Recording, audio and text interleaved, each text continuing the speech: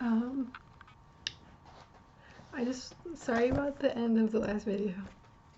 I'm just gonna keep reading, but I really think that like this is like kind of painful to read. Like I don't even like think about it, but just reading just like it's really long. I mean, it feels really long. Like again and again, all these different instances of different like real types of discrimination against women, which resonates with me. Like I'm like, yes, this is real. Like it's just like being constantly reminded that I'm really screwed, and it feels bad, but like I feel like it's necessary, and it's good that like it feels bad. I'm glad that I don't know. It's like I have to stay woke, even if it feels bad. Okay. War against women as mothers. By blindly insisting, this is comfy, that everyone live in a family structure that never existed except among the well-to-do, and then only for the last 2 centuries, men can go on treating motherhood as a personal choice women make for their own satisfaction, and for which neither men nor society is responsible. Men act as if continuing the human race were not a basic necessity for all human beings, as if the recreation and maintenance of society requires no effort, occurs naturally. This is true in both socialist and capitalist states. Economic war. Most American businesses neither supply nor acknowledge the need for childcare facilities. Yet women are becoming ever more important in the workforce. Between 1980 and 1986, unemployed women in the United States worked 7% more hours than before at their jobs, while employed men worked 7% fewer hours than before. In 1990, one American company fired a woman for her frequent absences to care for her child. Diane McCourtney had to tend a baby son too sick to be in daycare. Her husband had back problems and could not pick up the infant, so he could not care for him.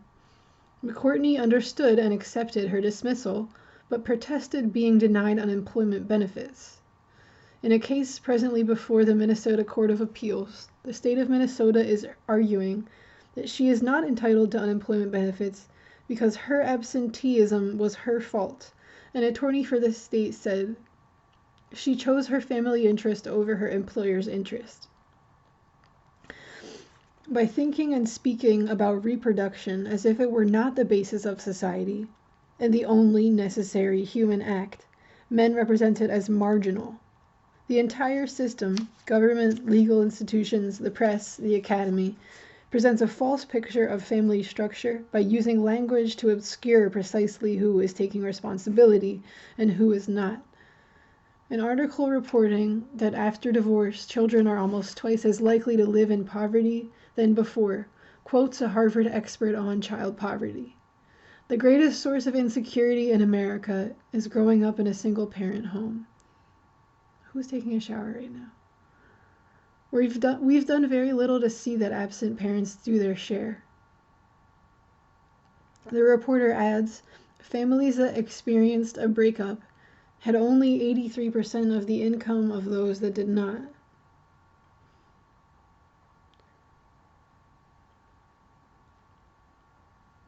Such statements obscure the fact that the responsibility for child impoverishment lies with men. While the article does report that by 4 months after the breakup, only 44% of absent fathers were paying child support and that women could not earn enough to make up the difference, it does not mention that men's income jumps over 40% after a divorce, nor assign a sex to the irresponsible absent parent or the impoverished single one. The press contributes to concealing the real power divisions in the United States. I mentioned above an article about groups less likely to be murdered in military than in civilian life: white men, black men, and black women. White women are more likely to be killed in the military, yet the article was headed, "Study finds soldiers healthier than civilians." totally ignoring white women. The headline could as easily have read "Most Soldiers." On the other hand, articles dealing with male irresponsibility in supporting their children all too often refer to parents, as if women were as likely as men to fail to support children. An article in the New York Times about new methods being devised to force men to pay child support was headed, "Better Traps Being Built for Delinquent Parents." Men fight legal enforcement of child support. It not only costs them money, but removes a significant component of their control over women.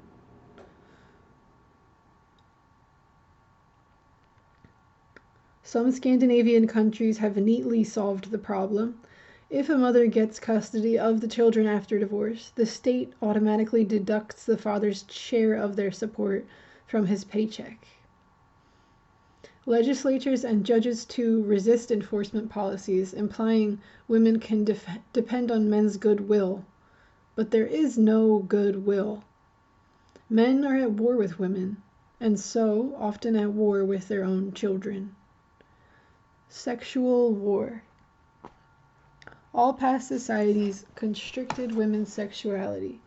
It was a criminal act for women, but not for men, to have sex with someone other than a spouse, which different societies punished with varying degrees of severity, including death. Punishments from beatings to imprisonment in convents to death were inflicted on girls who lost their virginity before marriage, even if they were raped and even if by a family member. Over the past century, many societies have revoked such laws, but some have not, and custom and tradition still indoctrinate women with the belief that their bodies are men's property. Men cling to their rights over women's bodies, exerting their authority whenever they can. Nowadays, their best opportunities arise when men come under the aegis of the state in contests over child custody or applications for financial assistance. Men who cannot control the sexuality of women in general tighten control over the sexuality of mothers. Because many women cannot earn enough to support their children, they fall under the power of courts or social service agencies, which assume the right to dictate their sexual lives. Welfare agencies, as a matter of policy, used to deny financial assistance to a mother with dependent children if a man was found in her dwellings. Now courts are intruding on the lives even of women not dependent on welfare, imposing a sexual morality men do not follow themselves but require of women. In 1989, Judge William Goldberg of the Rhode Island Supreme Court upheld an order prohibiting a divorced woman from having an unrelated man stay in her home when her children were present.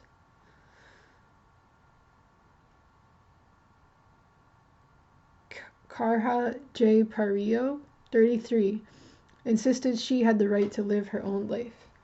The judge admitted she took good care of the 3 children, but forbade her from having a male guest unless she married him. She asked him to cite her husband for contempt. Forbade for cutting back his child support payments. The judge refused. It appears that women, but not men, may, if challenged, lose custody of their children for having a lover. Mothers alone must be chaste. Wars of control, legal system. Men are using their economic advantage over women to take their children away from them. In several countries, judicial systems and governments are colluding in an alarming new development called fathers' rights. Presenting themselves in a new role as caring fathers, an image built not on men's actual behavior, but by media presentations of ideal fathers, men increasingly seek custody of children after divorce or children they fathered outside marriage. Fathers' rights groups are being supported by legislators and judiciaries in the United States, the Netherlands, France, Norway, Canada, Australia, Ireland, and Great Britain. If fathers wanted closeness with their children, one would sympathize, but few men seeking custody are prepared to care for their children themselves, and legislatures and judges who support male custody explicitly justify it as bolstering men's control and status vis-a-vis women. Discussing the fathers' rights movement in Canada, Susan Crean points out that there is no evidence that men as a group are any more interested in or willing to deliver 24-hour childcare than they ever were, and that politicians privately acknowledge that the arguments offered by fathers' rights activists lack both logic and understanding of the law. Yet they accept their representations and work for their goals. Male legislators in England see custody as an element that can raise men's legal status, writes Julia Brophy. She also shows that legal restrictions are not responsible for fathers' alienation from their children after divorce. Judges justify removing children from their mothers by citing the economic disadvantage most women suffer. They use different standards to define a good mother and a good father, writes Carol Smart. A good father need only provide economic support for his children and pay a woman or girl to care for them. Quality of care is not an issue. But a good mother must provide economic support and care, abstain from sex, and be willing to share parental authority with her former husband. In the Netherlands, mother's legal authority over children was not equal to father's until 1985. Because Catholic Ireland forbids divorce, separated people are in legal limbo. So, people live together, which almost automatically bars a woman from having custody of her children, writes Nancy D. Polikoff. Indeed, the Irish Constitution defines women as maintainers of the home. By her life in the home, woman gives to the state a support without which the common good cannot be achieved. The state shall therefore endeavor to ensure that mothers shall not be obliged by economic necessity to engage in labor to the neglect of their duties in the home. Legislative or judicial movements to give father and illegitimate children authority over them. Exist in New Zealand, all Australian states except Victoria, Switzerland, Austria, France, the Netherlands, and Germany. Scarlett Pollock and Joe Sutton discussed this trend in the United States, noting that several states have adopted the Uniform Parentage Act to recognize men's claims on their illegitimate children. In many states, judges give unmarried biological fathers rights over children according to constitutional guarantees of equal rights. Women could not persuade legislators to amend the American Constitution to decree women equal with men. The equality of rights judges refer to here is between single and married men. In 1975, the Council of Europe drew up an agreement to abolish illegitimacy legally, not by ending the category of illegitimacy, removing the requirement that a child's father be married to its mother to legitimate its existence, but by letting biological fathers claim the children of women they had not married. The children would still be illegitimate in that their parents were not married, but a father's rights and obligations could be established by voluntary recognition or by judicial decision. The United Kingdom signed this agreement, and in 1979 and 1982, the British Law Commission issued reports exploring legal options for securing men's rights and obligations as fathers, and held discussions under the rubric changing the status of illegitimacy. But the All-Male Law Commission acknowledged that its major concern was men's rights.